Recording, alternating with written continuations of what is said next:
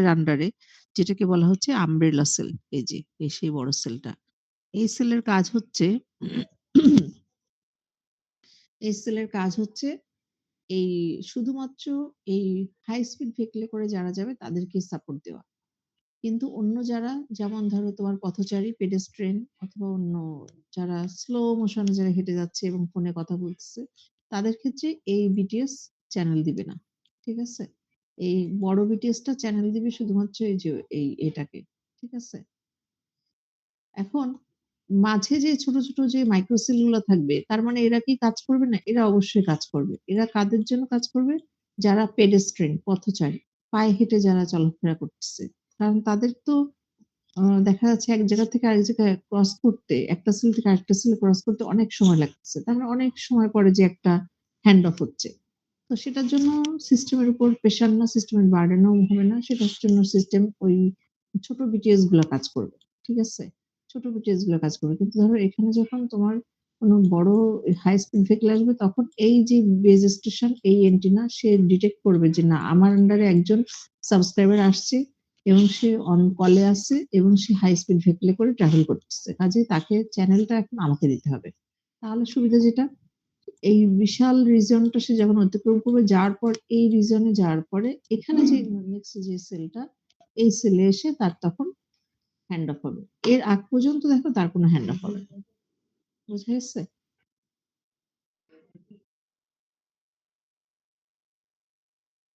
আচ্ছা, এটা ছিল হ্যাঁ, ম্যাম। আমাদের হ্যান্ড অফ স্ট্র্যাটেজি। তাহলে এতে কি হচ্ছে? এতে সুবিধা হচ্ছে আমাদের কল সিস্টেমের উপর অতিরিক্ত প্রেশার পড়তেছে না। কারণ এই যে বারবার যদি সুইচিং হয়, এমন তো না যে তুমি একাই শুধু হাই স্পিড ভেহিকলে করে যাচ্ছ। সাপোজ চিন্তা করো যে খুলনা এই ঢাকা থেকে খুলনায় যাওয়ার যে হাইওয়ে পদ্মা সেতুর ওখানে, এখানে একটা ডাবল ডেকার পরিবহন ধরে নাও গ্রিন লাইন পরিবহন যাচ্ছে। ঠিক আছে? এরকম গ্রিন লাইন পরিবহন আছে, এরকম আছে আর কি পরিবহন? অনেক পরিবহনের গাড়ি তো একসাথে যায়, তাই না? তাহলে একেকটা গাড়ির মধ্যে ধরে নাও যে ৪৫ টা সিটের ২০ জন ওভার ফোনে কথা বলতেছে। ঠিক আছে? তাহলে ২০ জনের জন্য যদি এই এমএসসি কে মোবাইল সুইচিং সেন্টার কে চ্যানেল অ্যাসাইন করতে হয়, তাহলে এরকম তো ২০ জন তো শুধু একটা গাড়ির মধ্যে না। এরকম তো অনেক গাড়ি এট এ টাইমে ক্রস করতেছে, তাই না? তার মানে কতগুলা হ্যান্ড অফ হবে চিন্তা করো। অনেক হ্যান্ড অফ হবে। সেক্ষেত্রে আমাকে এই হ্যান্ড অফটা এই প্রেশার থেকে সিস্টেমের উপর এই যে বার্ডেন এটা দূর করার জন্য আমাকে এই আমব্রেলা সেল অ্যাপ্রোচ তৈরি করা হয়েছে। ঠিক আছে? এটা গেল। এবার আসো আমব্রেলা সেল অ্যাপ্রোচ অ্যাডভান্টেজ দেখলাম। এখন আসো ইন্টারফারেন্স এন্ড সিস্টেম ক্যাপাসিটি। আচ্ছা, ইন্টারফারেন্স আমাদেরকে সিস্টেমের ক্যাপাসিটি বাড়াতে হবে। কিভাবে বাড়াবো সিস্টেমের ক্যাপাসিটি? আমরা দেখছিলাম যে ফ্রিকোয়েন্সি রিউজ করে। ফ্রিকোয়েন্সি কিভাবে রিউজ করছি? ফ্রিকোয়েন্সি রিউজ করছি একটা সার্টেন রিজিয়ন পর সেম গ্রুপ অফ ফ্রিকোয়েন্সি একটা দূরবর্তী একটা সেলে যে ইউজ করছি, কিন্তু সেটা সূত্রটা কি ছিল? I square plus IJ plus J square, তাই না? এই যে এই সেই সূত্রটা, এই যে I square plus IJ plus J square. আচ্ছা, এখন আমরা যখন যে কোনো ফ্রিকোয়েন্সি ইউজ করবো আমাদেরকে মাথায় রাখতে হবে যে আমাদের দুই ধরনের ইন্টারফারেন্স আমাদের সিস্টেমের উপর প্রভাব ফেলে। একটা হচ্ছে অ্যাডজেসেন্ট চ্যানেল ইন্টারফারেন্স আর একটা হচ্ছে কো-চ্যানেল ইন্টারফারেন্স। অ্যাডজেসেন্ট চ্যানেল ইন্টারফারেন্স হচ্ছে এই যে পাশাপাশি সেলে, ধরো এখানে একটা সেল, এর পাশে আরেকটা সেল। ধরো এই সেলে একটা গ্রুপ অফ ফ্রিকোয়েন্সি 6 মেগাহার্টজ থেকে 10 মেগাহার্টজ পর্যন্ত ইউজ করা হয়। এই সেলে 11 মেগাহার্টজ থেকে 15 মেগাহার্টজ পর্যন্ত চ্যানেল। তো এই পাশাপাশি চ্যানেলের মাঝে মানে 15 অথবা এখানে যে 15 থেকে 20 দেখা যাচ্ছে কাছাকাছি চ্যানেল প্রায় সিমিলার। তো এক্ষেত্রে এই পাশের সেল থেকে যে ফ্রিকোয়েন্সি তার জন্য একটা ইন্টারফারেন্স এখানে চলে আসে। ঠিক আছে? এটাকে বলা হয় অ্যাডজাসেন্ট মানে পাশাপাশি interference, adjacent channel interference. Interference নিশ্চয়ই ভালো জিনিস না, এটা খারাপ জিনিস।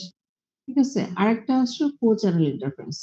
কো চ্যানেল ইন্টারফারেন্সটা কি? আমরা দেখছিলাম যে আমরা যখন একই চ্যানেল সার্টেন ডিসটেন্স পর যে আরেকটা জিওগ্রাফিক্যাল রিজিয়নে আমরা ইউজ করি, দ্যাট মিনস এটা যদি হয় আমাদের একটা সেল, এখন এখানে যদি i এর মান হয় 2, j এর মান হয় 2, তাহলে কি হবে? এই ষড়ভুজ হেক্সাগোনাল সেলের এখান থেকে ২ টা সেলের সেন্টার পর্যন্ত যাবে 60 ডিগ্রি অ্যাঙ্গেল। এটা যদি আমি টানি, এটা টোটাল 180 ডিগ্রি, এটা 90 ডিগ্রি, এইটুকু 60 ডিগ্রি। 60 ডিগ্রি অ্যাঙ্গেলে যাবে যেই সেলটাকে পৌঁছাবে, সেই সেলে j এর মান j এর মান কত? 2, তাহলে ২ টা সেলের সেন্টার পর্যন্ত যাবে। যাওয়ার পর যেখানে যে পৌঁছাবে, সেই সেলটাতে সে এই সেম গ্রুপ ফ্রিকোয়েন্সি ইউজ করবে। এইটা ইউজ করলে কি হয়? এটা ইউজ করলে ধরে নেওয়া হয় যে আমরা ফ্রিকোয়েন্সি ইউজ করলে তাহলে ইন্টারফারেন্সটা কম হবে। কিন্তু তারপরেও co-channel ইন্টারফারেন্স একটা মানে চলে আসে। Same group of frequency different সেলে ইউজ করার জন্য একটা ইন্টারফারেন্স চলে আসে। যদিও সেই ইন্টারফারেন্সটা খুবই কম, কিন্তু তারপরেও co-channel ইন্টারফারেন্স এই সেম গ্রুপ অফ যে চ্যানেল ইউজ করা হয় সেম সেলগুলোতে, তার জন্য যে ইন্টারফারেন্সটা হয় দাগ পড়ে না কেন, সেটাকে বলা হচ্ছে co-channel ইন্টারফারেন্স। তাহলে একটা সিস্টেমের মধ্যে টোটাল ২ ধরনের ইন্টারফারেন্স এড হচ্ছে। একটা হচ্ছে অ্যাডজেসেন্ট চ্যানেল ইন্টারফারেন্স, আরেকটা হচ্ছে co-channel interference. Adjacent channel interference হচ্ছে পাশাপাশি সেলগুলাতে। আর co-channel সেল হচ্ছে যখন তোমার একই ফ্রিকোয়েন্সি দূরবর্তী যে সেলগুলোতে ইউজ হয় তার জন্য। ঠিক আছে? ফোন ধরেন না কেন আপনি? ফোনটা তো ধরবেন। সকাল থেকে আপনি একটা এক্সকিউজ দিচ্ছেন। আচ্ছা, যাই হোক, ক্লাস নিচ্ছি।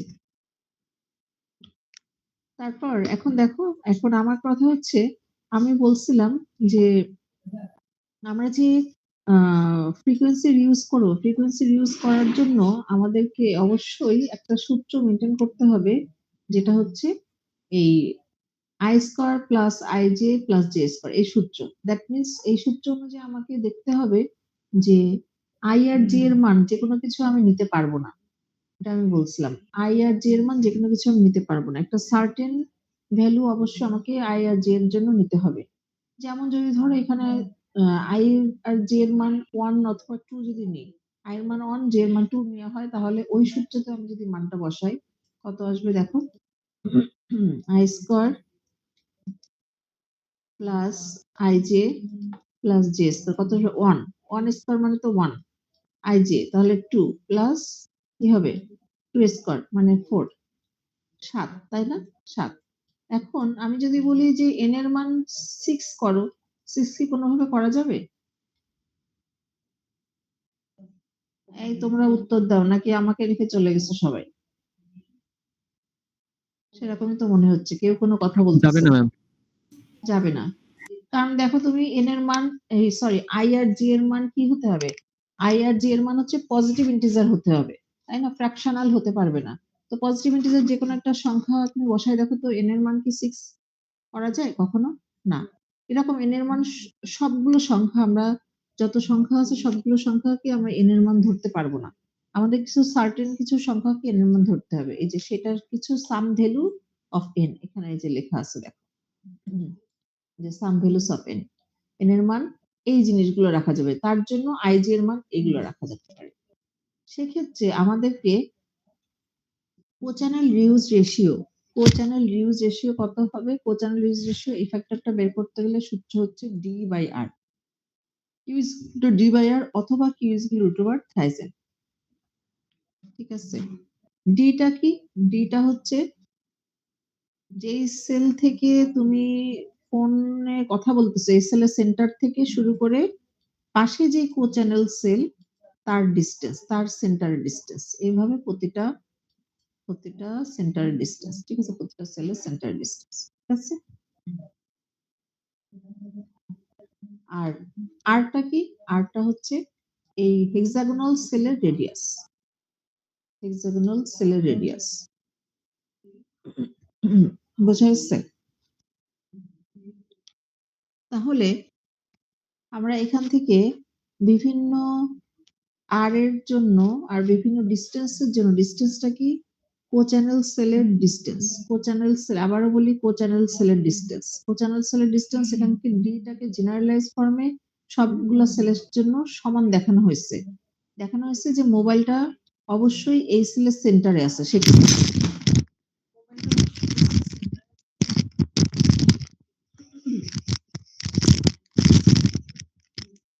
সরি, হেডফোনটা ছুটে গেছে। মোবাইলটা যদি সেন্টারে থাকে তাহলে সবগুলো সেন্টার থেকে প্রতিটা কোচ্যানেল সেলের ডিস্টেন্স সেম হবে।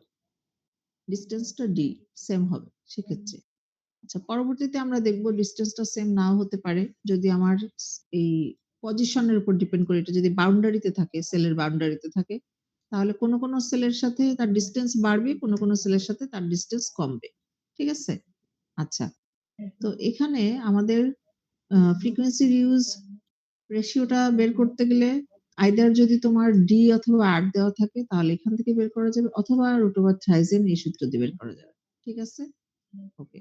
এখন আসো, এই যে আমার টোটাল যে ইন্টারফারেন্স কোচ্যানেল সেলের কারণে চারিপাশে যে সেলগুলা same group of frequency use হচ্ছে তার জন্য যে আমার একটা ইন্টারফারেন্স ক্রিয়েট হবে, এই ইন্টারফারেন্সটা কতটা হবে সেটা ডিপেন্ডস করবে এই সূত্র দিয়ে। মানে সেটা আমরা ফাইন্ড আউট করতে পারবো এই সূত্রতে মান বসায়।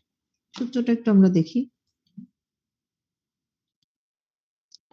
এখানে খেয়াল করো সিগন্যাল টু ইন্টারফারেন্স। আচ্ছা বলো তো, সিগন্যাল টু ইন্টারফারেন্স এর মান বেশি হলে ভালো নাকি কম হলে ভালো?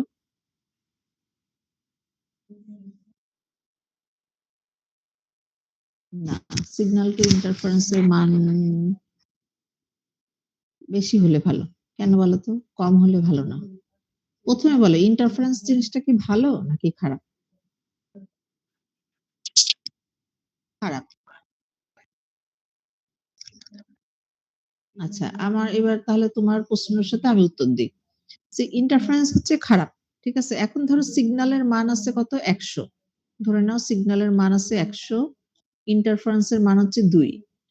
তাহলে রেশিও করলে কত হবে? 50। ঠিক আছে? আরেকটা ক্ষেত্রে ধরো সিগন্যালের মান আছে, সিগন্যালের মান সেমই আছে, ইন্টারফারেন্স এর মান আছে হচ্ছে 50। তাহলে রেশিও করলে কত হলো? ২। এখন কোনটাতে ইন্টারফারেন্স বেশি? এই সিস্টেম ইন্টারফারেন্স বেশি নাকি এই সিস্টেম ইন্টারফারেন্স বেশি?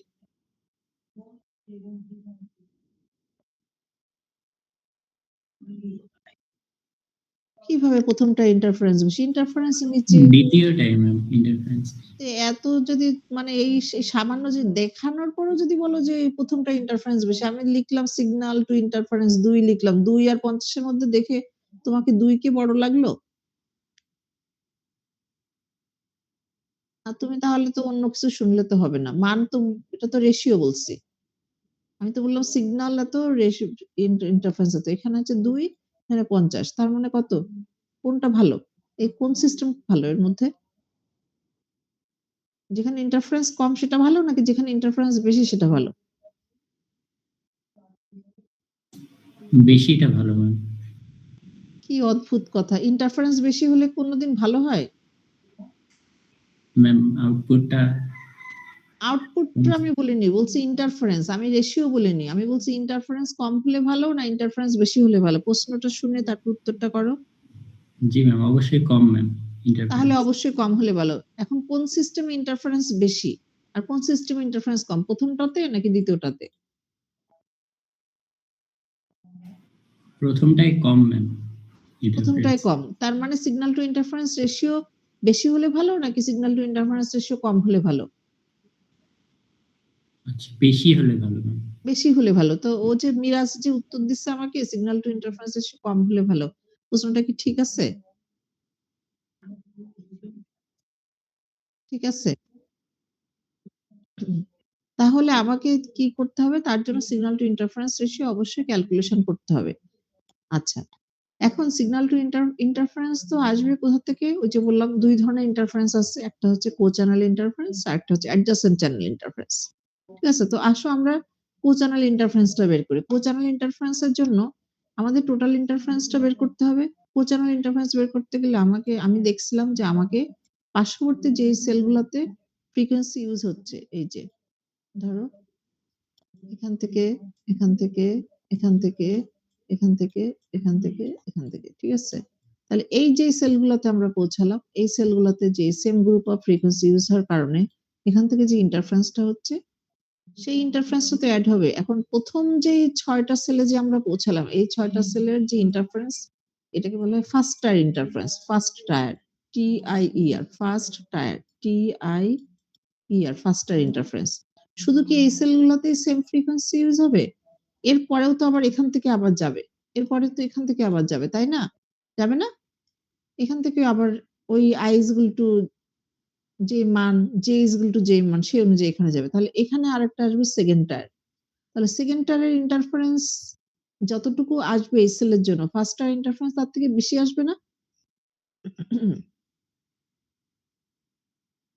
ফার্স্ট টায়ার কাছে আমার এই আমার পাশের যেই ২ রুম, এই ২ রুমে যদি কোনো ফ্যাকাল্টি যখন ক্লাস নিবে, আমিও ক্লাস নিচ্ছি, তখন পাশের রুম থেকে যেই সিগন্যালের ইন্টারফারেন্স, সেটা বেশি হবে নাকি AB4 এ যে ক্লাস নিচ্ছে তার ইন্টারফারেন্স বেশি হবে? বলো। পাশের রুমেরটা ম্যাম। তাই না? তাহলে ফার্স্ট টায়ারের ইন্টারফারেন্সটা কি হবে? বেশি হবে। আর সেকেন্ড টায়ারের ইন্টারফারেন্স তার থেকে কম হবে। থার্ড টায়ারের ইন্টারফারেন্স তার থেকে কম হবে। ঠিক আছে? বোঝা গেছে? এখন ফার্স্ট টায়ারের ইন্টারফারেন্স এর জন্য কয়টা সেল আমরা সাধারণত ধরলাম যে না ঠিক আছে আমাদের এই ফার্স্ট টায়ারের ইন্টারফারেন্সটা আমাদেরকে সিস্টেমের উপর এফেক্ট করবে। কারণ AB4 এর যে ক্লাস নিচ্ছে তার ইন্টারফারেন্স কি তুমি শুনতে পাচ্ছ? তার গলার ভয়েস? না ম্যাম। শুনতে পাচ্ছ না। তার মানে সে দূরে। তো আমরা ধরে নিলাম যে ফার্স্ট টায়ারের ইন্টারফারেন্স সেটা আমাদের এড হবে সিস্টেমে। তাহলে এটার জন্য কয়টা সেল আছে চারিপাশে? কো-চ্যানেল সেল কয়টা? ৬ টা। ৬ টা। এই কারণে এখানে একবারে সূত্রতে i is equal to 1 to i naught সাম দিয়ে করা হয়েছে। কারণ কি এটাকে পরবর্তীতে ৬ বার লেখা হবে। বুঝতে পারছো? আর সিগন্যালের মান তো সবসময় সমান S। এখন ইন্টারফারেন্স প্রতিটা বেস স্টেশন থেকে প্রতিটা সেল থেকে কো-চ্যানেল সেল থেকে কত ইন্টারফারেন্স হবে সেই ইন্টারফারেন্সটা যোগ করে সিগন্যালকে ভাগ করলে আমরা টোটাল ইন্টারফারেন্স পাবো।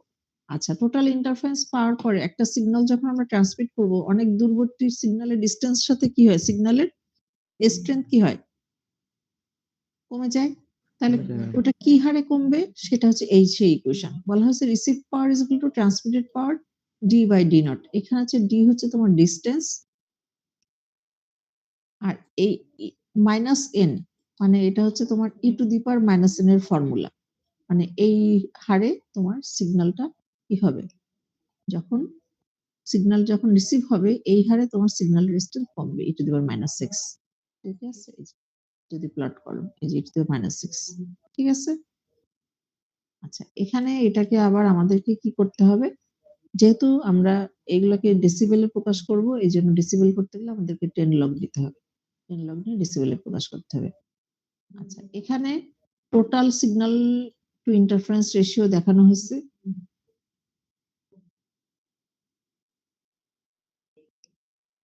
সেল কয়টা? যদি আমি i নট এর মান 6 ধরি তাহলে 6, যেহেতু আমি ষড়ভুজাকৃতি ধরছি সেলের এবং চারিপাশে যতগুলো ৬ টা কো-চ্যানেল সেল চারিপাশে। ঠিক আছে? আচ্ছা, এটার একটা ম্যাথ আছে। এই সূত্রটা আমি নেক্সট ক্লাসে আরো সুন্দর করে করব। এই ম্যাথটা তোমরা দেখবা বাসায়। Signal two interference ratio. এখানে হচ্ছে D/R রেশিও দেওয়া আছে। সেখান থেকে যদি ক্লাস্টার সাইজ 7 হয় তার জন্য একরকম ক্লাস্টার সাইজ মানে মোট কথা বিভিন্ন ধরনের ক্লাস্টার সাইজের জন্য। ঠিক আছে? এটা মেনশন করা থাকবে। এই ফিগারটা যদি দেখো, এই ফিগারটা আমি আজকের ক্লাসে যদিও এই টপিকসটা ইনক্লুড করব না। এখানে দেখো এর কো-চ্যানেল যে ডিসট্যান্সটা ভ্যারি করতেছে। কিসের উপর ভ্যারি করতেছে বলতে পারবা? কেউ একজন ছবি দেখে? কি কারণে ভ্যারি করতেছে ডিসট্যান্স কো-চ্যানেল সেলের?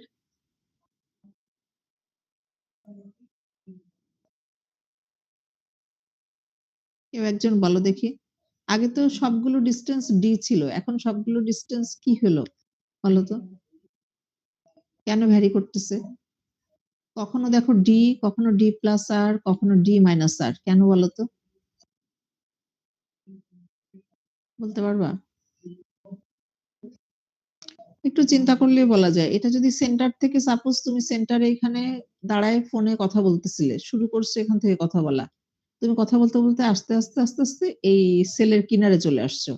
এখন কিনারে যখন আসছো, এই সেলের কোচ্যানেল সেল তো তোমার ৬ টা। কিন্তু ৬ টার সবগুলোর সাথে কি ডিসট্যান্স তোমার একই হচ্ছে? না। কারণ এর সাথে তোমার এই সেলের ডিসট্যান্স কি কমে গেছে।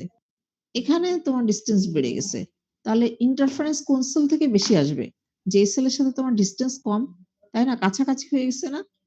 আমি এখন আগাতে কথা বলতে, বলতে যদি AB4 এর দিকে যাই, AB4 এর একদম সেই যেখানে অন্য একজন ফ্যাকাল্টি ক্লাস নিচ্ছে ঠিক সেই ক্লাসরুমের কাছাকাছি যাই। তাহলে কি হবে? আমার ইন্টারফারেন্সটা তার ইন্টারফারেন্স এর সাথে আমার কি হবে? এফেক্ট করবে না বেশি? যেটা আগে করতেছিল না। বুঝতে পারছো? হ্যাঁ ম্যাডাম। তার মানে এই সেলের জন্য তার ইন্টারফারেন্সটা কি বেশি অ্যাড হবে না? আর এই সেলের জন্য তার কি দূর হয়ে গেল না? টোটাল তো এই সেলের সাথে ডিসটেন্স ছিল তোমার কত? ডি। সেই সাথে আবার যোগ হলো তোমার আর। তাই না? ডি প্লাস আর। আর এর তো আর মাইনাস হয়ে গেছে। কারণ টোটাল ডিসটেন্স ডি, তার থেকে এই যে আর রেডিয়াসটা বাদ হয়ে গেছে। বোঝা গেছে?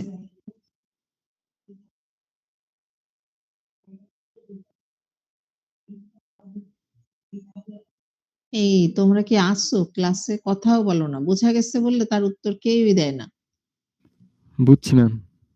বুঝছো? তাহলে এই টপিকস, এই ম্যাথটা, সিগন্যাল, আমব্রেলা সেল,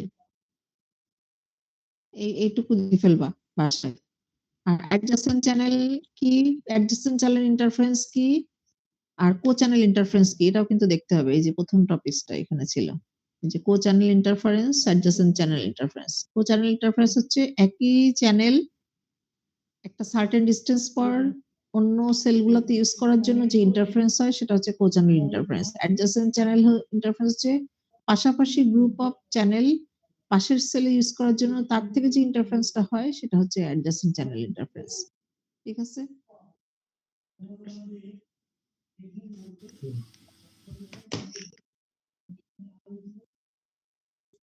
দেখি অ্যাটেন্ডেন্সটা নেই।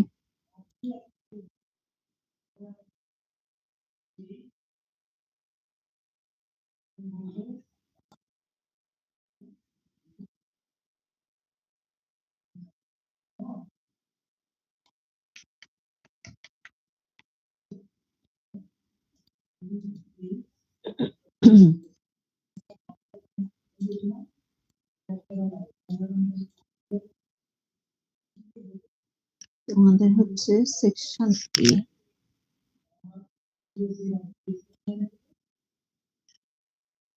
আজকে লেকচার কত গেল তোমাদের? 10 ma'am.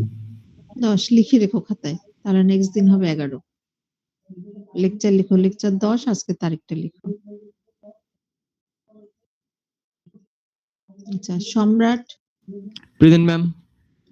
Aminul, Yes, ma'am. Saim, Raisul, Yes, ma'am. Mahmudul, Muntasir, yes ma'am. Sithi, Shakil, Habibur, ma'am হাবিবুরের কারেন্ট চলে গেছে। আচ্ছা দিয়ে দিলাম, Maisha, Najmus Shakib, Yes, ma'am. Pritam, Present, ma'am. আবির, নাইমুর, Ma'am, 1011 আসছি ma'am. 1011, Abir, Naimur, Yes, ma'am. Bhuiya, Elahi, Mishad, Nasim, Yes, ma'am. Tapu, Present, ma'am. Labiba, Mohibullah, Yes, ma'am. Parvez, Akram, Jamilur, Yes, ma'am. Samiul, Yes, ma'am. Mirajul, Monirul, Yes, ma'am. Prakash, Yes, ma'am. Tanvir, Hasid, Yes, ma'am. Sabbir, Yes, ma'am. Fahimur, Khalid, Nazmuz, Salehin, Yes, ma'am. 5 to 80. Tamim, জি ma'am, Tamim, 5 to 80. Tamim, Morselin, Toki, Yes, ma'am. Tahmidul, Partha, Yes, ma'am. Golam Rabbi, Rasel, Zobayer, Parvez, Mamun, Yes, ma'am. Abhijit.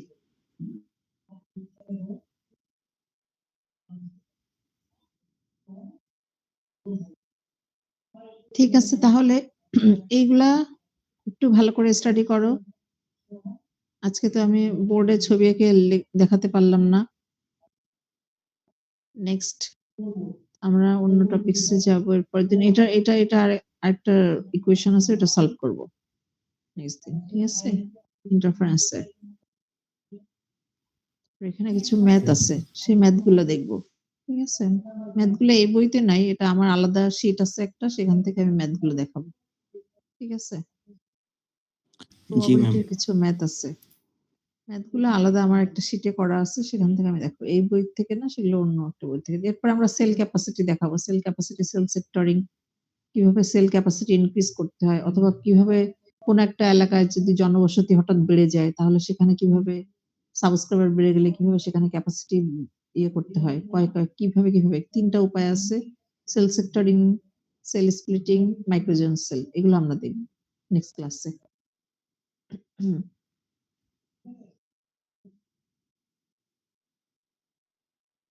তো ঠিক আছে, ভালো থেকো সবাই। আসসালামু আলাইকুম ma'am. ওয়ালাইকুম আসসালাম।